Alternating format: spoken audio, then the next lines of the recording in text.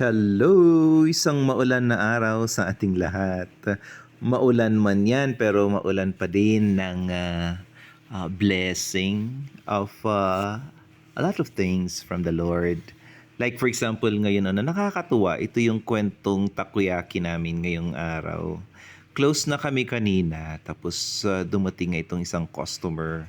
Isa siya sa mga regular customers namin, paborito kasi nung apo niya itong takoyaki di igorot namin so kahit close kami nakiusap siya na mag nagawan ko pa din siya ng takoyaki kasi kung uuwi siya at wala yung request ng kanyang apo, nako magagalit yon. So nakakatuwa lang nakakatuwa lang kasi sa business may mga highs and lows ang business.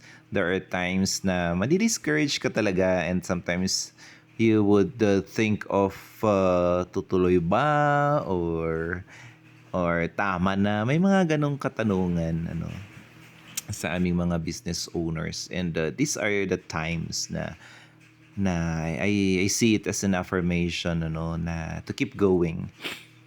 Siyempre nakakatuwa nai-imagine ko na uuwi siya na tuwang-tuwa, papasok sa bahay nila, sasalubungin siya ng kanyang apo na very excited na na may dala-dala yung lola niya. Siyempre, yun yung request niya sa kanyang lola na pasalubong. Ganun kasi yung culture nating mga Pilipino, 'di ba? Yung pasalubong na part actually ng daily activity ng isang pamilya. Magtatrabaho yung parents, makikita-kita sila by the end of the day, and yung parents may mga pasalubong. So, what a glorious day it is. And maraming salamat for watching this short video that I really love to share. Ito po yung aming takoyaki story of the day.